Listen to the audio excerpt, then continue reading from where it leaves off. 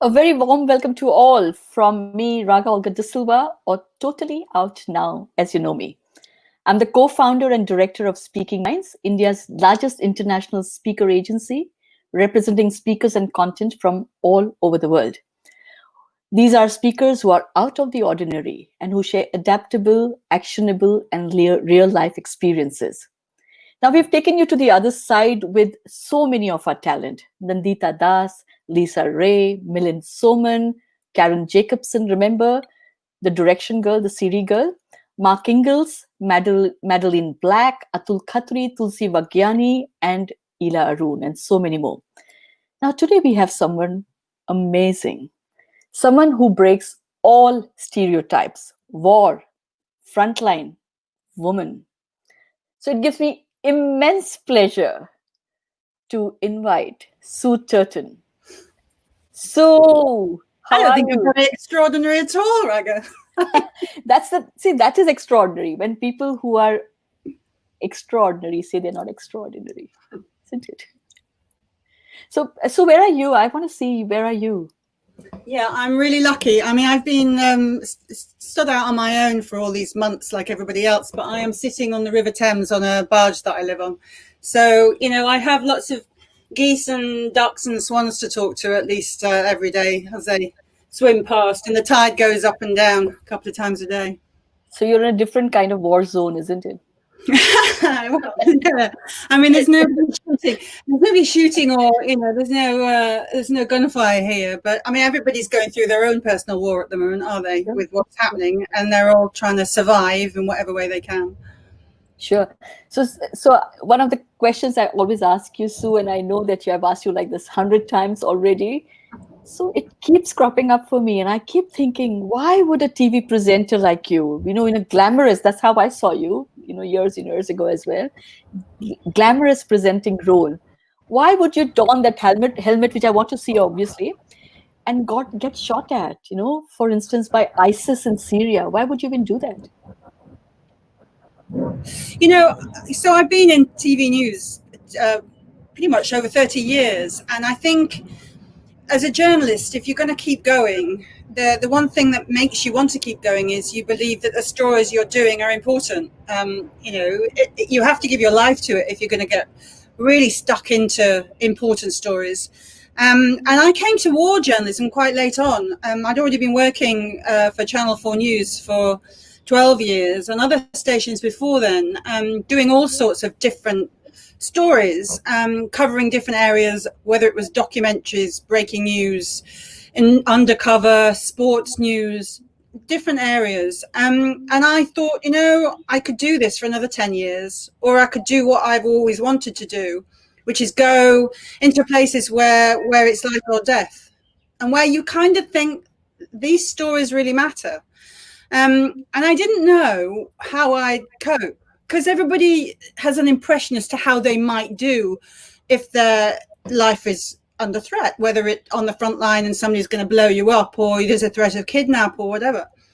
And I wasn't sure how I'd react. But I found I actually suited it. I was quite matter of fact about it.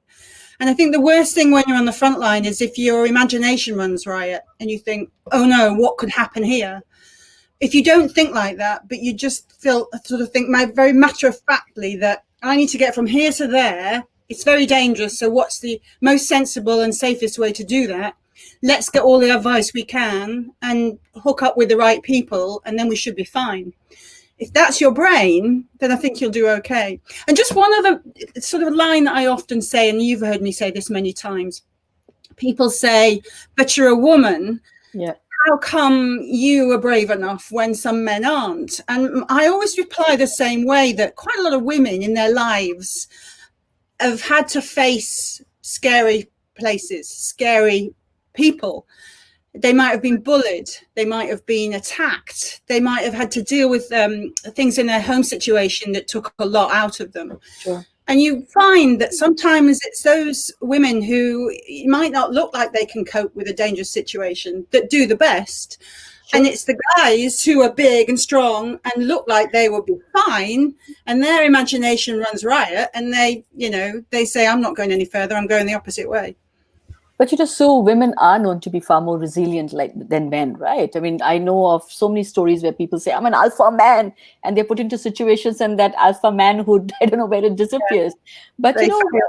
yeah, but I just want to understand before you see this all sounds glamorous to us. We are sitting in our living room watching war stories. For us, it is these are stories, right? It's like happening on a screen. But you are actually making a choice to go there. It's a choice that you have made. How do you mentally prepare to make a choice like that? Again, I mean, I suppose the ego kicks in, if I'm honest. My old boss at Al-Jazeera always used to say, is the risk worth the story? So you would sit there beforehand and go, yeah, I really think that has to be told. There's nobody there at the moment. There's nobody covering up. They're not getting their voices out. We don't know what's happening. It's like now, most of us who have worked in that environment are so worried that the world is looking inwardly. We're all worried about our own survival. And the things that are going on while we're not looking outwards really worries me at the moment. So I think it's a question when you're going to go into those places that you think, I really need to tell this story and I want to be the one to tell it. There's the ego. I want to be the one that gets in there and says, this is important. Look what's happening. Or on the flip side, I have people who I've seen probably a dozen times in Syria who have kept me alive when I've been in there, who have looked after me, let me sleep on their floor with my crew, fed me even though they've had very little, because they really wanted us to tell the story of what was going on with their community. And this is a place deep in Idlib that these people now, call me their sister. I care very deeply about them. And so there are places that you cover and people that you've met that you feel honor bound to keep their story alive. So it's the two things, I think, because you can't help but get caught up in the stories that you cover. Sure. But how do you maintain your sanity through all this? Well, it's an assumption. I'm going to say something not very PC right now. Drink. My occupation has a great reputation for drinking, and we do tend to bury our heads in a bottle when we get out. Also talk.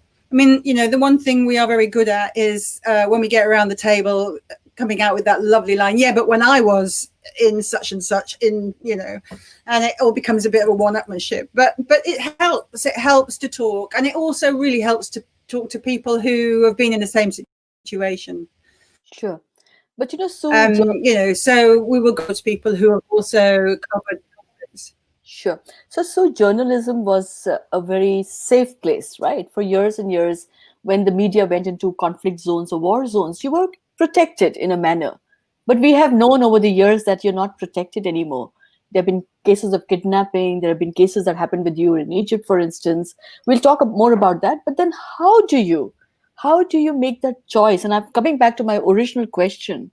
When you know that you're not safe, when you know you're not protected, when you know you could be kidnapped and beheaded.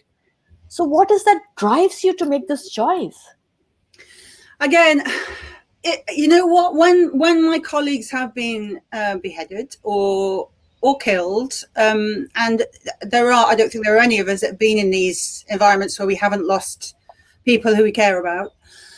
It just makes you angry, and it makes you more determined. It's probably a stupid reaction, but you kind of really want to still keep telling those stories, and you want to keep highlighting what's happened, and especially to the people who are, taking and kidnapping and killing journalists. One case was Jim Foley.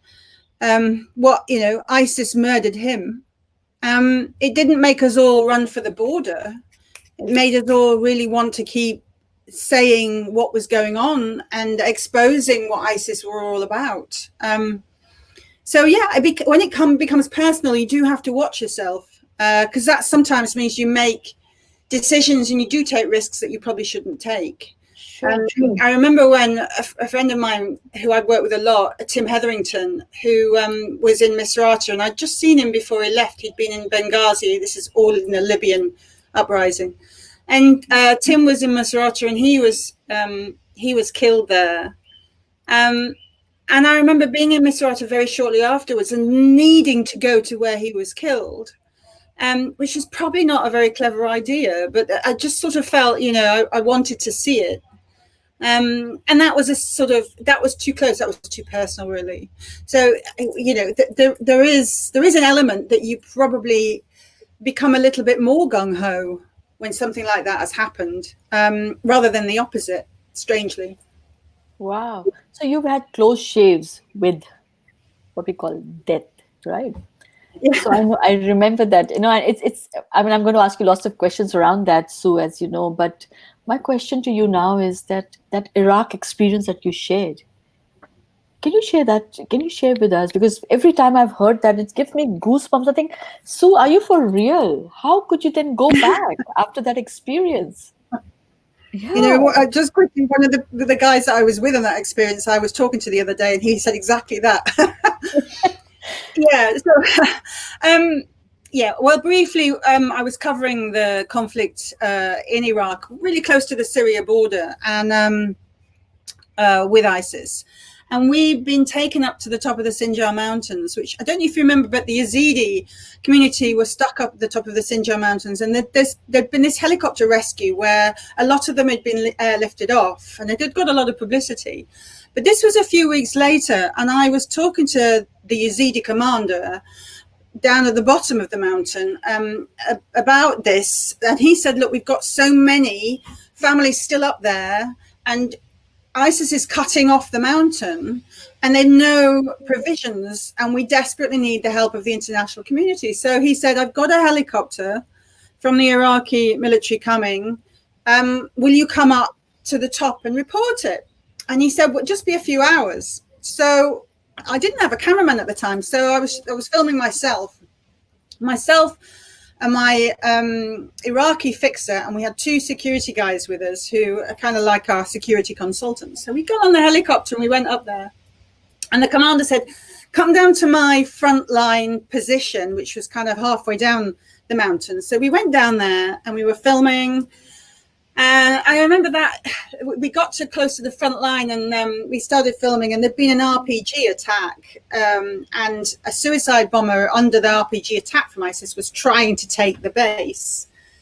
And I remember talking to the guys there saying they'd managed to take out the suicide bomber and they'd blown him up. And one guy comes running towards me with a body part, sort of film this, which was all quite gross. I was kind of like, well, there's no use filming that because we're not going to use it. But anyway, we filmed the refugees. I had the story in the can, said to the commander, right, we need to get back to the helicopter position to get off. And he said, no more helicopters today.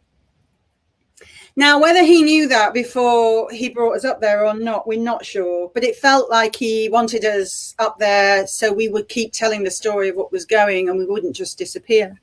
But the problem is we were with him on his base, which was right on the front line. Anyway, he said, don't worry, I'll give you some blankets and you can stay the night. I've got some tea and some rice. And we stayed the night. We got up the next morning and he promised to get us up to the base.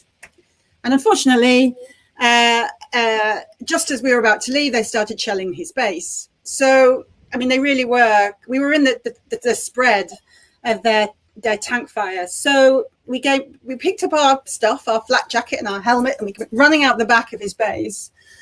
And they started firing on us. So we were running towards a house, and the people in the house came out running, and they went, go away, they're shooting at you. So we went round the other side of the house and just kept running. And at that point, we had no option but to run up the mountain, which took us 8 hours.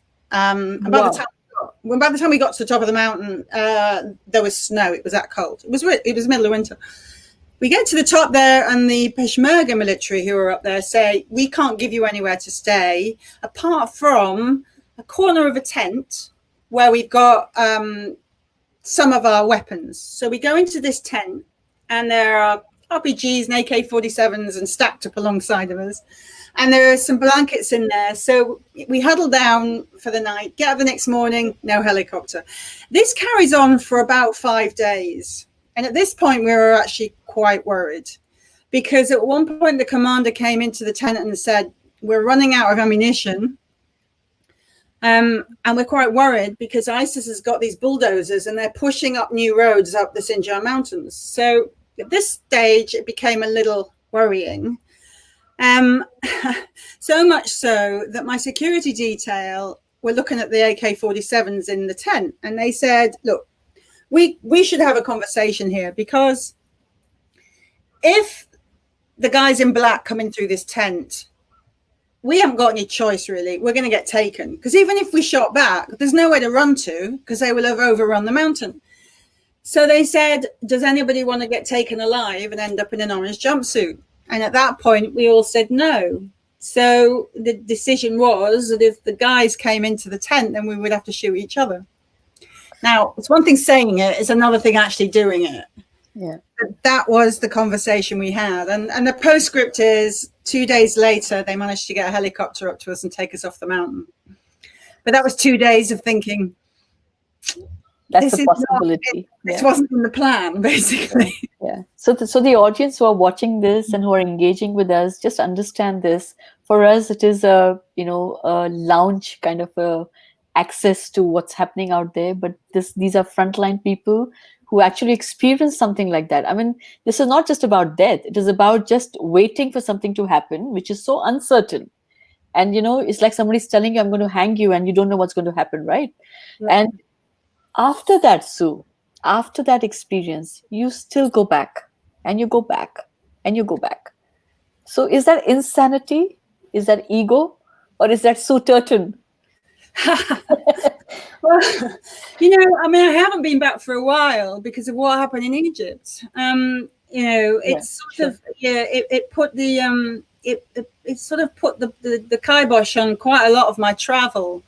And I suppose we should probably explain what that was. Yeah, please. So covering all the Arab uprisings, one of them was obviously the Egyptian uprising. And unfortunately, after the coup, where they took out the president, the Muslim Brotherhood president, and put in the general's sort of favorite guy, they had a big media crackdown. And amongst that media crackdown, they went for the Al-Jazeera team. And I'd left 5 weeks before this. But obviously, I'd been reporting live nearly every day. And they arrested 3 of my colleagues. And we were basically put on trial. I was put on trial in absentia. They were tried in a cage in a prison cell. And we were all given 7 to 10 years. I got 10 years for supposedly terrorism offences.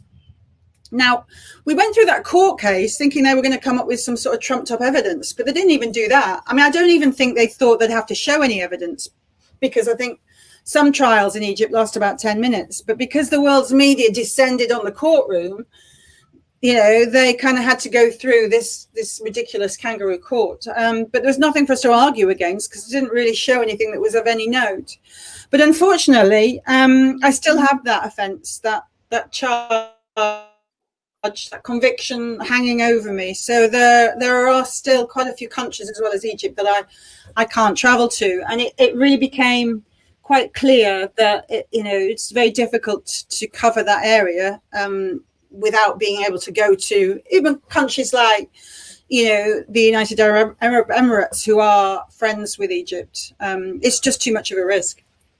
So such a risk you take, right? So right from your own risk to life when you're in the conflict zones, but also something like this. And I know that when we were trying to get you into India via Dubai, you had restrictions. So how do you feel about this? How do you feel about being in an environment where suddenly, out of your control, one, either you are, I'm going to say the word kidnapped, and then we don't know what will happen to you, or have restrictions in countries where you basically have no control over it. So how do you manage something like this? Yeah, I mean, the threat of extradition to Egypt wouldn't be funny, because even though I would hope, well, I say that a bit about our British government at the moment, in inverted commas probably, but I would hope the government here would work very hard to get me out. Having said that, I would end up in prison for at least some time, and the Egyptian prison is not somewhere you want to end up. Apart from it just being, quite grim, there's a lot of rape in Egyptian prisons, so it's not something that you really want to contemplate. So yeah, I mean, it's something now that I have been trying in the last year to get a pardon, and before COVID happened, I was, I think, getting close. I've got a contact who's a very senior Egyptian diplomat, and he thought I might have to actually fly into Egypt to get the pardon, but they were working really hard behind the scenes to try and make that happen. But unfortunately, now COVID's happened, it's all gone quiet. So I suspect that will have just gone away. So I think it might just have to be something that I live with, you know, for the rest of my life, to be honest. But you said there was a 10-year, yeah, but the only way, it's a 10-year conviction. So I'm wanted in Egypt for 10 years. So that doesn't actually get spent until I spend 10 years in the country. It's not like you can sit at home and if they don't catch you in 10 years, then they say, oh, that's all right. That's it then. Wow. So did the company that you work with, and I'm going to use the word company here because you work with various media houses, do they protect you? Do they look after you if something like this were to happen? Yeah, I mean, they all have different levels of protection, I think. You know, Al-Jazeera, there is a school of thought in Al-Jazeera that if you are either killed or kidnapped or end up being incarcerated in this way, it's almost like an honor. It's like martyr. Oh, you know, wow. You're marching your life. Yeah, there is that school of thought, and I'm not saying everybody at Al-Jazeera thinks like that, but I think there was definitely a sense that it's not the same as if you've been convicted in the West. You know, the other channels that I've worked for would have had a different view. But Sure. Do they protect you when you're in the field? Well, yes, I would say they do. I mean, the last job I had just before all of this happened was working for Channel 4 on a documentary reportage series that's been going 20 years called Unreported World. And so I'm the boss of that, and I have to compile with my team a risk assessment that can be 60 pages long. And it's not just a risk assessment of the people who are going into a dangerous place, but it's also an assessment of the people you interview, the long-term ramifications against them if they speak to you, how you interact with, you know, whether it's children or whoever it is that there may be a risk associated with, whether that be physical or legal or editorial. All of these things you have to go backwards and forwards on. So if you get the idea that when you're going to do a documentary, you just turn up and talk to people and come home, the preparation is much, much bigger. And then when you're on the ground, you know, when I used to go into Syria, I was smuggled over the border. We would have everything that we could carry. We wouldn't have anything else. Everything would be on our back. And we would have a tracking device. And my manager back in the office would sit and watch our tracking device on the screen to make sure she knew where we were. And there's an alarm on that tracking device. So if something happened, we would hopefully just get time to press the button. Sure. And then they would try and work out how to help. I mean, somewhere like Syria was very difficult because, you know, you're on your own when you're in there, but at least they have contacts that they can call and try and do something. Sure. Audience, please keep on asking us questions, and I will come back to you in the next 10 minutes or so because there's so much I want to ask Sue. So, Sue, one question that comes to my mind right now is that it's a risky situation. It's a choice you make. It's a conversation that you have with your public, your media, and it's a partnership, right? So you both decide that's the choice you've made. Yeah. But what happens if you're in a situation right there on ground and you are actually kidnapped? So is that something that's already discussed with the media house before you go, and other measures put in place? Yeah, I mean, that's what the tracking device is all about, to be honest with you. I remember one time we were in, where were we? Syria. Yeah, it was in Idlib. And we had a faulty tracking device and the battery had gone down. And so it started giving out an alarm. So our guys back at base thought we were being kidnapped. And they'd started to put in all the protocols as to what to do, who to call, who might be locally, what other journalists might be locally, and to sort of spring into action. And thankfully, I think I was about 2 hours later, I rang in to do a check-in call because we do regular check-in calls, and they were furious because they said, you know, you haven't been kidnapped, what happened? And we realized that the device was tricky. But I've been in the position when I did quite a lot of work with a group called Jabhat al-Nusra, who the Americans had decided were Al-Qaeda affiliates and a terrorist organization, whilst I was with them, actually, which wasn't helpful. But they accepted that they wanted media attention and gave me access, and I ended up getting a lot of access with them, which was useful because it was very much the other side of what everybody else was reporting. But I remember these guys helping us out at one point because an American colleague and her team had been taken hostage in another part of Syria, and they were being accused of being spies. And that American channel got in touch with us, and we managed to get hold of the Jabhat al-Nusra crowd that we've been with to say they're journalists, they're not spies, they really are journalists, we can vouch for them. And that guy actually went to the camp where they were being held and passed that on, and within a few days they were released. So there is that camaraderie. You know, it's interesting when you're somewhere like the UK and you're working as a journalist, your competition is other channels. But when you're somewhere like that, yes, you're all trying to get your own story, but you're all looking out for each other. And if you can help one of your colleagues in any shape or form, everything else gets ditched, and you know that's what you do, because you know they do the same for you. Sure. So brilliant. So this is a question that I've asked you in the past, and I know it is a very touchy question, but I'm going to ask you because I'm sure the audience would like to know as well. So in a situation when which is basically is a question that I ask myself quite a bit as well, so that you know. So in a situation you're covering war and something really unfortunate is happening, which you can see a child, let's say, is getting getting in trouble. And what are the choices you have? You have a choice to report this, or you have a choice to rescue the child. So what goes through you? And I'm not saying what are the choices you make, because I won't put you into that situation. But I want to know what goes through your mind, because this is from the other side. There's a very, very famous book written called The Bang Bang Club in South Africa about a journalist, a gang there who were covering the whole apartheid movement story. And it's exactly that. One of the journalists takes a picture of a baby with a vulture standing next to it. And it becomes a very famous picture. And then the photographer's asked, did he save the baby afterwards? And the whole book is about whether he did or not, because it's a question we get asked a lot, and it's very difficult, you know.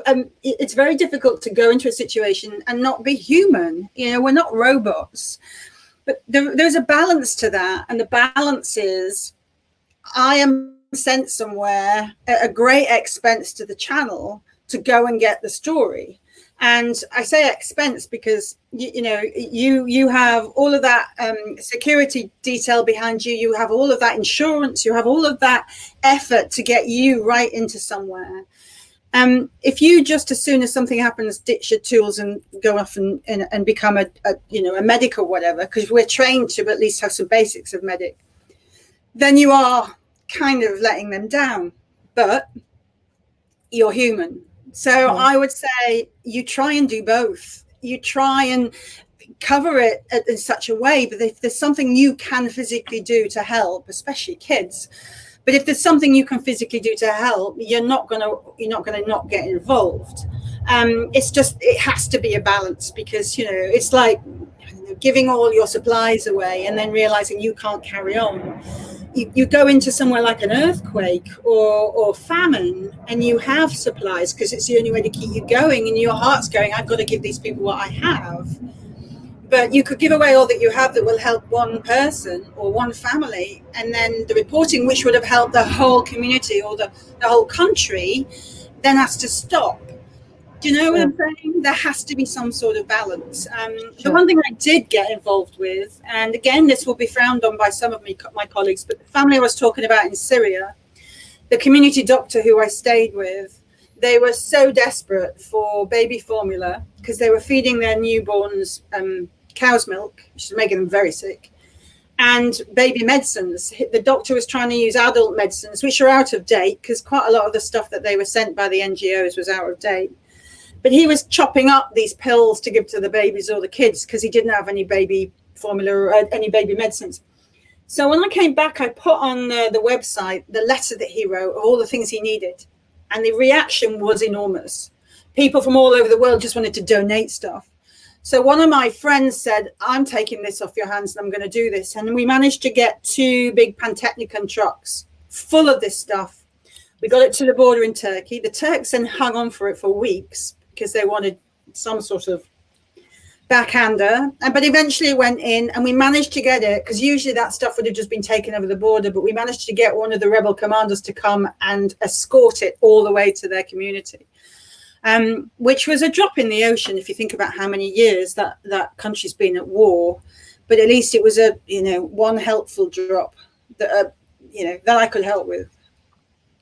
Amazing, Sue, and there's so much more to talk to you about. And I'm going to just take some audience feedback and questions here. I think there is a lot of engagement. And Idens B, which is someone we know called Venkat, he's saying, at any point during your time covering the war, did you ever think, why are you doing this, and wanted to give up? Great question. No. No, I mean, yeah, I know I'm crazy, aren't I?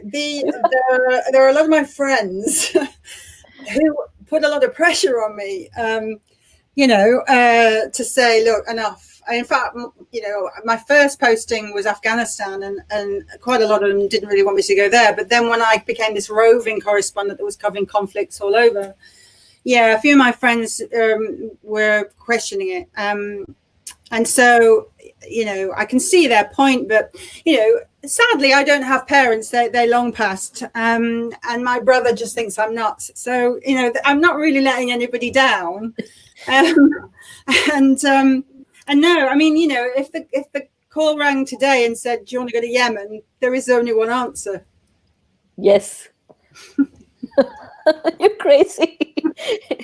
So this Ravi Kamboj, who says it's so scary to watch in the movies.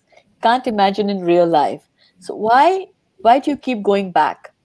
It's like a mountaineer always addicted to going back. Is it the same for the war journalist? Ooh, is it an addiction? Yeah, no, a lot of people ask that as well. Is it an addiction? I think if I had been doing it in my 20s, then I might have felt that way. I think because, I was in my 40s, well, late 30s, 40s, and now early 50s, that it doesn't feel like an addiction. No, it just feels like, what are you going to report on? What stories are you going to tell, and why? And in the end, you just want to tell stories that actually make a difference. It's what I began by saying, and that's the reason. That it's not, I want the adrenaline of getting shot at. I don't much enjoy getting shot at, weirdly. Oh, no. Oh, how does yeah, I mean, I really don't. Or any of that goes with it. I remember being in Liberia and getting arrested. And was being frog marched to a station where there had been, I knew there'd been torture in this police station. And I ended up being very British and sort of screaming that, how dare they treat me in this way? And, what do they think they were playing at? And in the end, we got released before any torture happened. But I remember getting back to the hotel and immediately, my legs gave way. I mean, there are times when you are running on adrenaline and then you suddenly realize it and you sort of slightly collapse. And yeah, I mean, they're great stories to tell in the pub, but at the time it's not funny, so I don't desperately need to feel like that again. But what I do need to feel is a sense of pride, or a sense of being needed, maybe. I don't have any children, and then maybe this is what I do to fulfill that need, to make you feel like actually your life's had some meaning. Wow. So this gives you meaning. This is a sense of purpose for you, right? It gives you a sense of purpose, Sue. And I can see that. And I've had many interactions and conversations. We've traveled together, so I understand that. So so I'm going to come back, and I've got lots and lots. I'm sure we're going to go over time because there's so much to know from you. We've got Raj Singh Rawat, who's saying, any situation in which you have or bound, basically, did you feel bound to use weapon to protect yourself? Did you ever feel that? No, I wish I had one here, but I don't. My weapon is my pen. You know, my weapon is what I say, and when I'm given an audience via a channel, or if I'm writing or what I'm doing, that's my weapon. And yeah, okay, you could say, well, yeah, if you're going to be kidnapped or whatever, surely you ought to be armed. But the thing is, if you're going to, you have to be prepared to shoot somebody, and that I don't think I could do. You know, that conversation we had earlier about, you know, we're going to shoot each other. I don't think I could have actually shot somebody. Yes, I think they would have shot me, but I don't think I could have shot somebody. So there's no point, really. You know? And you don't need journalists to have a reputation for carrying weapons. Yeah. Because that means you're in the war then. And, you know, we're trying to keep ourselves separate from that and be observers, not partakers. Okay, two things here. I'm going to get Sue to show us her war helmet. Please show us the helmet. Yeah, I know it's weird that I happen to have this in the wheelhouse of my barge, but yeah, the one thing that I've got hanging up is my helmet. Does it give you the feeling of protection, safety? Does it? This has got a lump out of it now, so I'm not sure this would be very useful anyway. Yeah, I mean, you know, the sort of the most important thing we do carry is the flak jacket, because to some extent it will save your life. You know, I mean, it's not going to save your life from everything, but at least it'll protect the area here that is most important. Although one little addition here, I remember during the Libyan war that we had so many correspondents covering the war at Al-Jazeera that they sent new flak jackets. But I don't know if you know, I could get it out, but there were plates in the front and in the back of a flak jacket. They only had enough plates for one plate per jacket. So we worked out that you'd be fine running that way or fine running that way, but you wouldn't be fine switching over. It's a bit of a worry. Okay, listen, we're making this sound very light. It's not funny, I know. And I just cannot even imagine what you go through when you're in those kind of conflict situations. But I must tell you to the audience, I'm going to make it a little funny.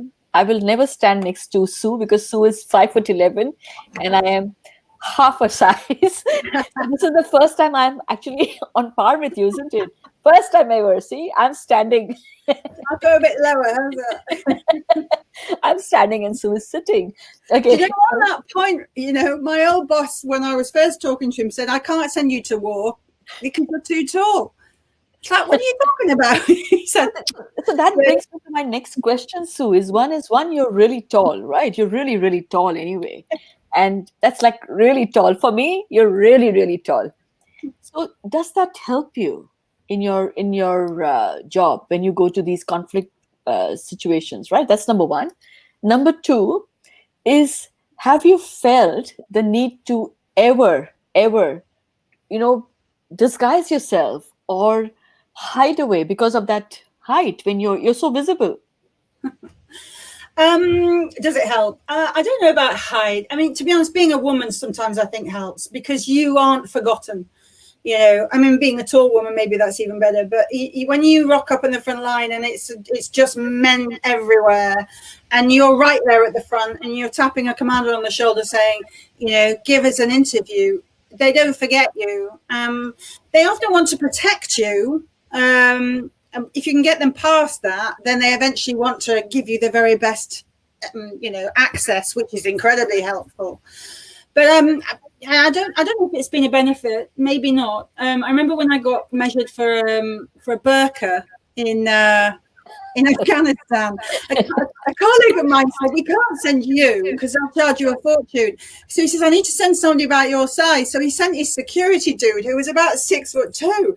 This poor security dude had to stand there and get measured for this huge burqa in the shop, which he, you know, I'm not sure was a good look for him. But that brings me on to the second answer. You ask, you know, have I ever disguised myself? When you're in Afghanistan, when in Kandahar and Helmand, I remember we were doing a story from the Taliban side as opposed to the American embed side, which are also done. And, you know, I basically sat in the back of our beat up Toyota, which was one of our crew cars because nobody looked twice, with my burqa on. And my cameraman and my fixer, two Afghan males, sat in the front. and they just looked like two Afghans driving around with their wife in the back, because I didn't have to stand up. So, which was fine. So we could drive through Taliban country and nobody batted an eyelid. And I was filming actually inside the burqa, so what I used to call burqa cam, looking through the little grill.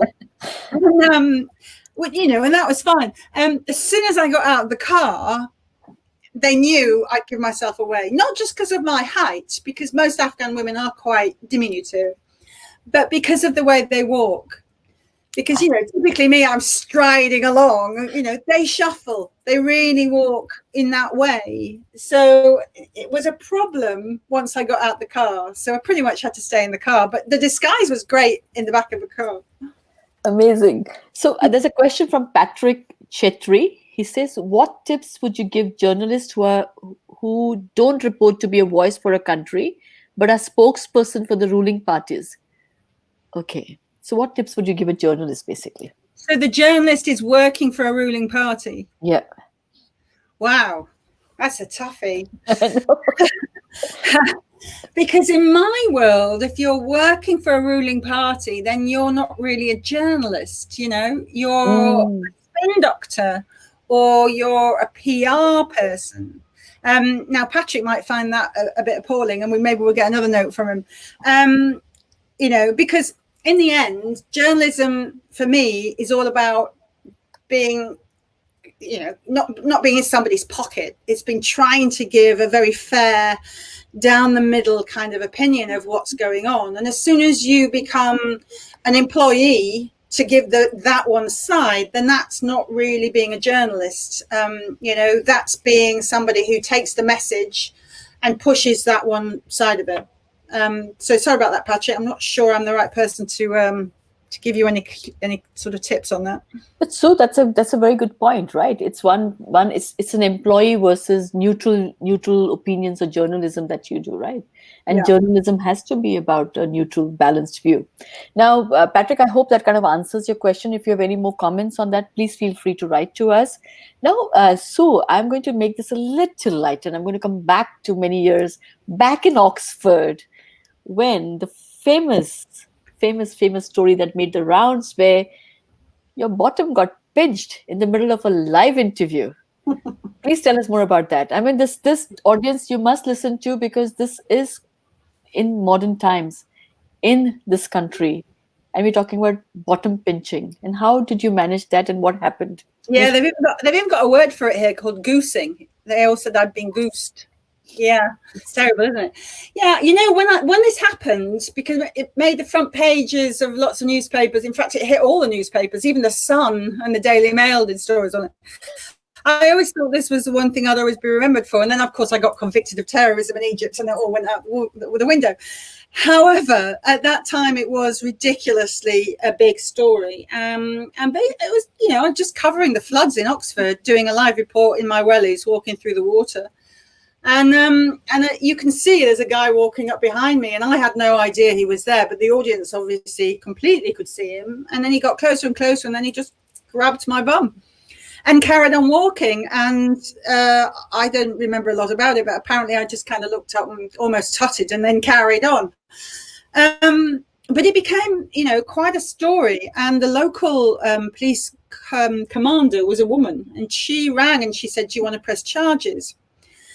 Now, I did think about it, but, in the end, I thought, well, do I want to make that much fuss? But I did realize that I had to say something, because if I just let it slip, then it's almost like me saying, "That's all right." And any, woman who was in the pub or wherever, and somebody she didn't know just came up to her and grabbed her, well, she wouldn't have any redress either. So I did put out a statement saying a lot of people thought it was very funny, including my friends. But I could see that, it's not acceptable. Yeah. Now, fast forwards, that must have been, 15 years ago, possibly even more. Fast forwards now to, what's come out in the Me Too movement, and how actually we're all now speaking out about things that happened to us, in earlier years. And I'm of that age that I remember being in the industry, where you were physically touched more than would ever be accepted now. And, there was an acceptability about that attitude, which we don't accept now.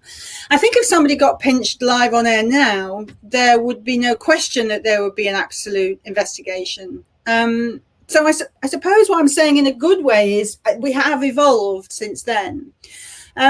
It upset me enormously, I have to say, at the time. Not just because I was all over the newspapers, but it did feel like, I'd become a bit of a national joke. Because it was watched, I think in the end it was watched like 2 million times. Yes, I saw that.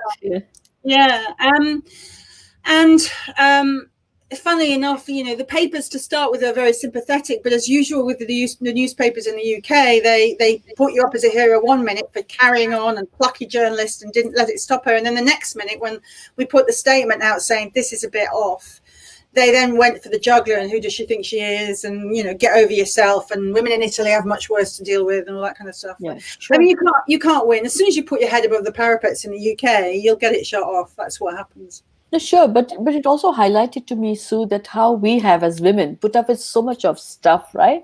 Through the years, we just kind of, somebody comes behind you, pinches your bottom, you don't even kind of flinch, you just kind of go on because you're doing your job at that time. We've kind of accepted and felt that this is how men will behave, and we just kind of tolerate it.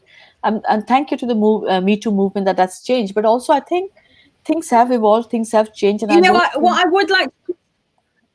Please. What I would like to just add is, before we, sound like we're male bashing, my cameraman, who is a very tall Danish cameraman called Søren, who I've been all over the world with at Channel 4 News, he went after the guy and wanted to punch his lights out. So, I don't just want to make it sound like we're giving all men a bad rep here, because he was absolutely furious, because he knows how exposed you are when you are talking live to a camera and all you can do is concentrate on that lens.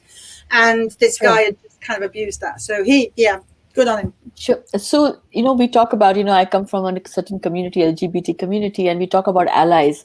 And it's so important for us to all, as women, as individuals, as people, to have allies and supporters for everything. We don't have to stop back and observe and let things happen, right, which are not correct.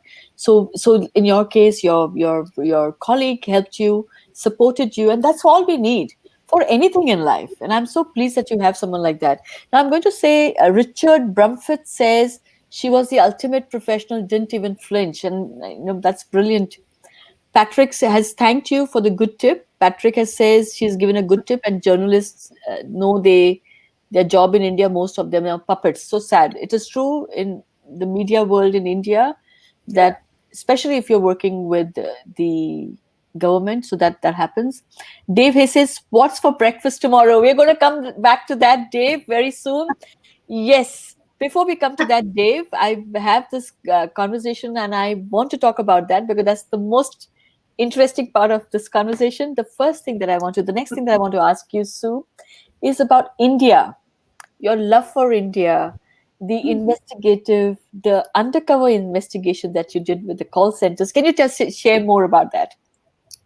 Yeah, I mean, this is a long time ago now, but this is something I did undercover for Channel 4 for a dispatches program. And it was when so many of the call centers were being moved from the UK out to India, because companies wanted to save money. And we ended up pretending, or I don't know, sort of presenting myself in India as this millionairess who wanted to set up her own call center. And we were meeting all these people that were professing to be able to help us with what they called leads. And leads were hundreds and thousands of bits of information about UK customers that included their bank account number, their bank statement, their PIN numbers, all their personal details that were being smuggled out of the back of these call centers. And so I think we went to 3 different cities across India with lots of hidden cameras.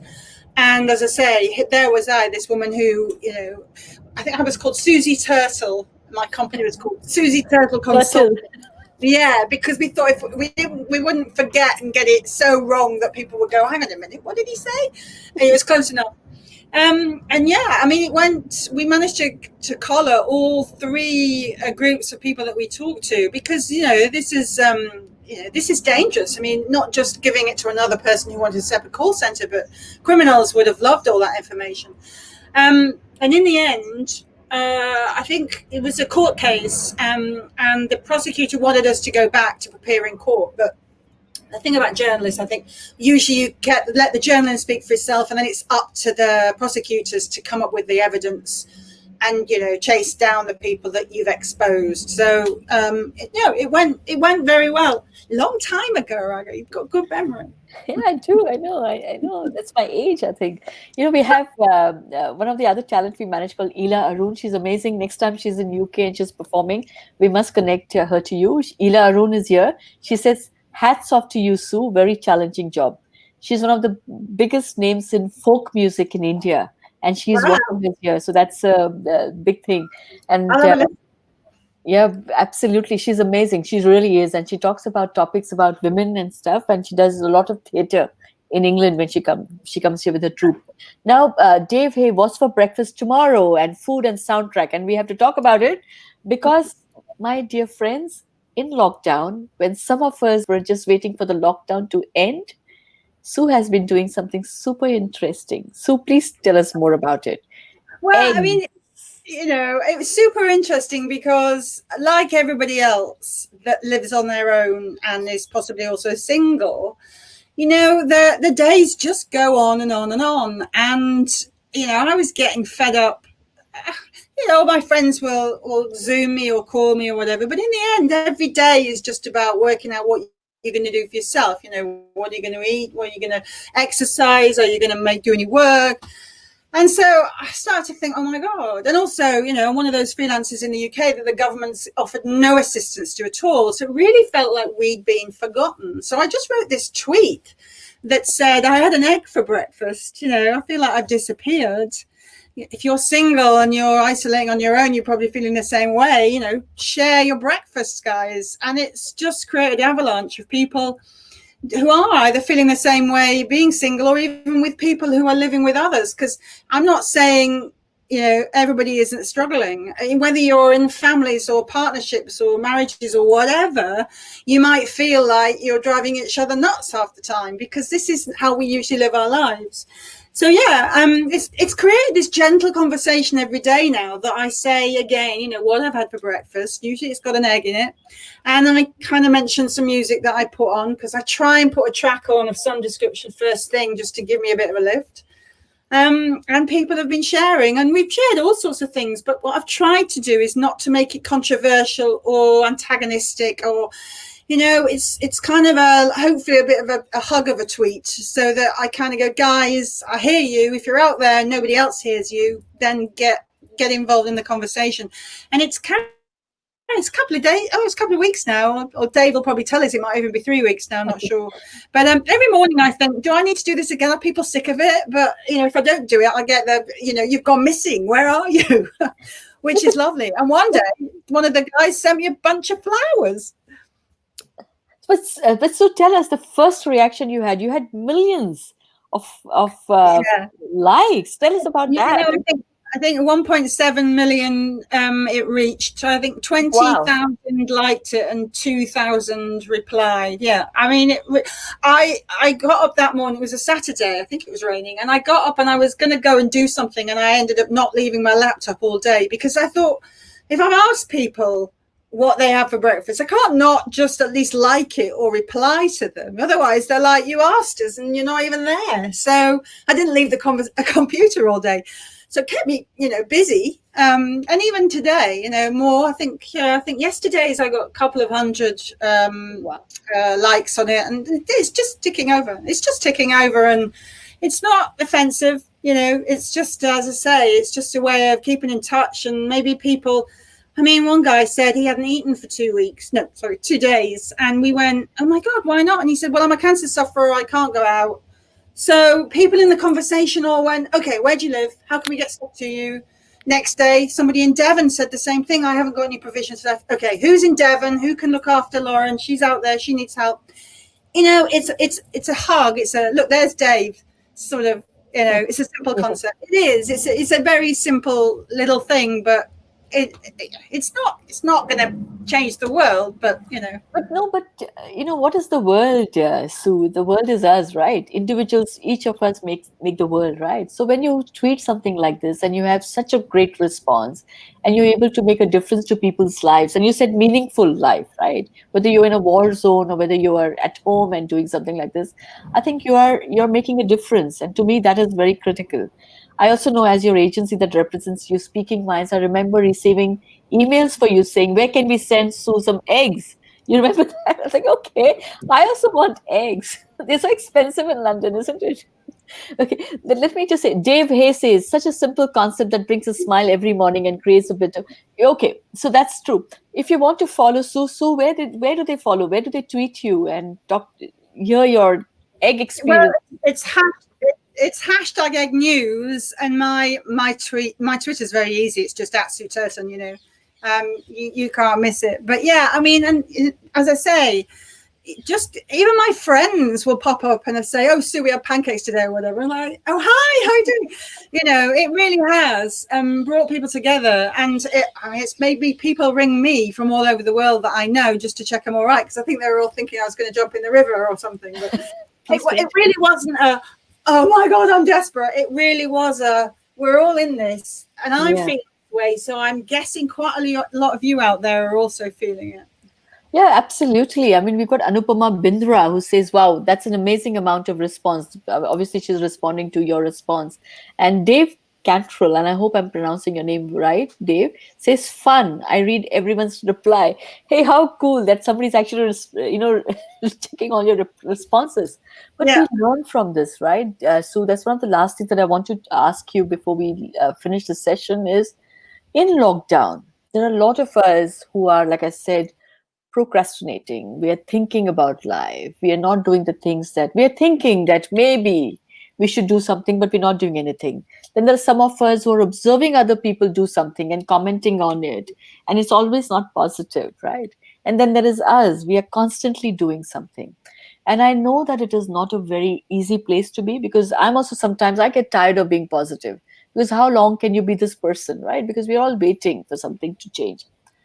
How has this impacted you, and how has this changed you as a person from somebody who's always high energy?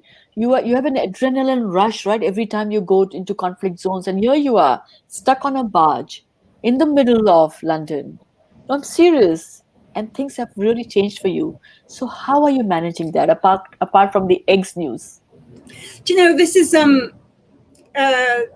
something those that are close to me won't be surprised to hear me say, but I've realized I've made friends with myself over the last few months. Being on the road or working really hard, you know what it's like. You very rarely sort of stand still. You're always waiting for the next big thing. You're chasing the next story, or you're trying to get a team in and out of somewhere, or there's always something going on. And even when you're not doing the day job, you've probably got a couple of projects bubbling underneath that you're trying to get off the ground. There's always something. And all of that it was like falling off a cliff. Everything just went. And all of the things that I had been working on totally disappeared.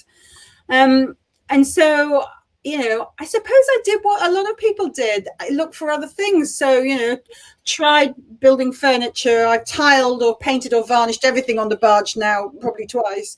And pace just got slower and slower and slower. And then I started to realize that I was not bad company with myself, and I was trying to, I suppose, give myself more of a hug in many respects, whether it be cooking nice food. And I make sure I cook every evening. I don't just grab some rubbish. It's a ritual, and it's good for the soul. Food is always good. Try not to drink much. Now and again I do, but I try not to. But I try to spend some time, whether it's picking up a book or just a magazine. I play the classical guitar, which I haven't done for so many years. So I started doing that again. Growing tomatoes. There's no adrenaline growing tomatoes, but it seems to be working for me right now. Amazing. And in this, you did a 1 hour special, didn't you, about the country that beats the virus, and you said that what can Britain learn from this, from South Yeah. Africa, Korea. So tell us Yeah. more about that. When the series that I was working on collapsed because we had to pull the teams back from wherever they were, the budget that we had left for the 6-part series, the channel basically gave us to make a film about South Korea. And so we managed to get a couple of teams out in South Korea to film for us, and then we did a lot of work here. So from my kitchen, we basically ran a 60-minute documentary we produced about exactly how you compare how the South Koreans approached the virus and how the Brits approached it. And the shocking difference is, the Guardian called it humiliating for the British government. And it is in so many ways that straight off the bat, the Koreans went tests. They got a test. They ordered a test to be developed in January. Wow. A test that they could roll out across the country, and their test, track and isolate was brought in so quickly, and they've managed to keep the numbers down to under 300. And compared to where we're at now and where where things are going to end up at the end of all of this, it's humbling. It's really humbling, and I think in many respects we need to be learning that lesson so loudly that Britain has to forget where we were in the past and realize where we are now. And that is learning from the rest of the world as to when something like this happens, you look to the people who know what they're doing. And the Koreans had already had MERS, they'd had SARS, they'd already worked out what their battle plan would be if this kind of virus came upon them. Our plan was for flu. Useless. Yeah. Terrible. And here we're waiting for the second wave, Sue, in England, the UK. Yeah, I mean, everybody's talking about the second wave. I don't want to get political, but I don't see any way of avoiding it, because the way we are behaving right now, and the lack really of things in place to stop it. We know that the thing doesn't like the hot weather, but it likes the cold weather. So when things start to get colder and colder here, and we haven't snuffed it out, and it's still all over the place, and I just don't see how we're going to escape it, to be honest. Yeah, it's very scary, right, for all of us here who are living here. But let's see.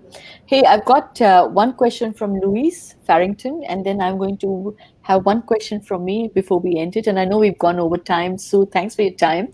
So Louise Farrington says, what are you hoping to do now as we come out of lockdown?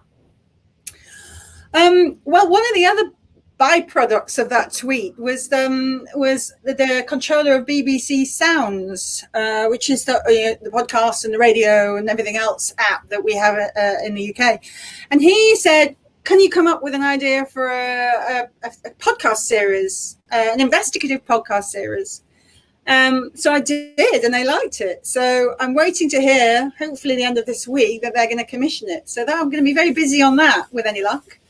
And then after that, possibly back on the road again. I've been pitching a couple of documentaries, and one's in India, one's in Pakistan. So fingers crossed. Yes. When I can get on a plane, I will be.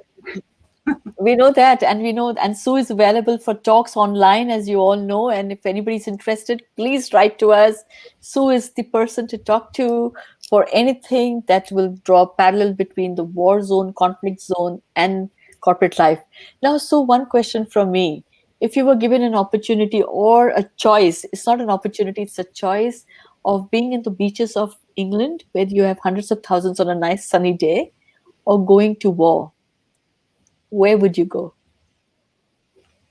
You know the answer to that, Raga. Don't tell me. I don't want to know. Are you going to go to war? Are you going to go to a conflict zone? Oh yeah, I mean, we call it war, but it's places where people's lives are in danger. So it's conflict, or it could be. It could be an earthquake, or it's somewhere where life has suddenly got very, very tough, and we should all be worried about the people that are involved. That's the idea, really. So it's not necessarily getting shot at, but it is trying to tell stories that need to be told. And stories that may risk your life, right? You don't care about that anymore. It's about the feeling that it brings to you. No, I mean, I like living. I'm not. I'm not looking. We want to see that bad. But I suppose in the end you're looking for somewhere that has something about it that maybe other people might not want to cover. But yeah, I'm up for it. Fantastic, Sue. And Sue, I just say, give you a few compliments from Indrani Das, who says, awesome session, amazing inspiration. She says, Patrick says something, when are you going to report Kashmir? And I'm not sure you want to respond to that right now because you're in London. Kashmir. No, if I could get into Kashmir, I'd be there like a shot. It's not very easy for us journalists, I'm afraid. Marcy Julie says, amazing women, inspirational. Thank you. And Sue, feels the same. Ila Arun, the lady performer I spoke to you about, the folklore, she's still here. She says, both of you come to India. Thanks a lot for this very inspirational session. Thank you, Ila ji. Really means a lot to us. And Sue, before we let you go, I want to know one last thing. Is India something that you want to come back to? If I was to give you a choice about going back to India and say, let's go for a 15-day trip to India. Gosh, yeah, like the drop of a hat. No, we had a fantastic time when I came last time. Met some amazing people. And what about that lovely night in that fort? Do you remember that? Oh my God, the Jaipur fort. I mean, how would I forget? I mean, what a fantastic time. And every time we've talked to Sue, it's been so beautiful, so heartwarming. Sue, I cannot tell you how much I love you, but please keep sitting while I keep standing so we are the same height. But really fantastic. Anybody has any questions for Sue, please respond. Please write to us here on this Facebook page. I'm sure Sue will be very happy to respond to each one of you. Thank you, Sue, for an amazing session. And I hope that you stay alive for us, even if you go to a war zone, because we love your stories. And just one last thing. Where will we find that story that you did for Channel 4? Was it for Channel 4, right? The Korea story? It was, yeah. If you go on the All 4, the catch-up All 4 website, it's called The Country That Beat the Virus. That's as simple as that. Okay. So wonderful. Thank you, my fantastic audience. You're always here supporting us.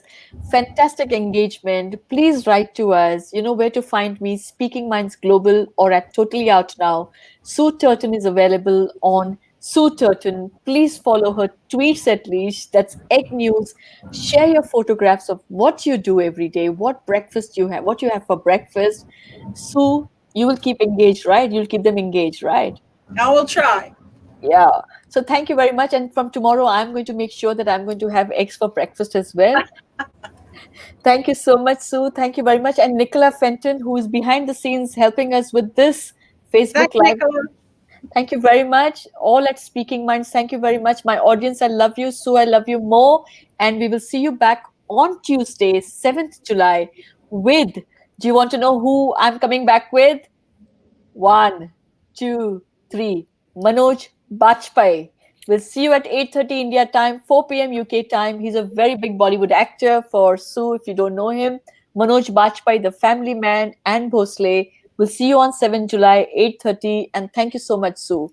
Lots of love and namaste from India and London.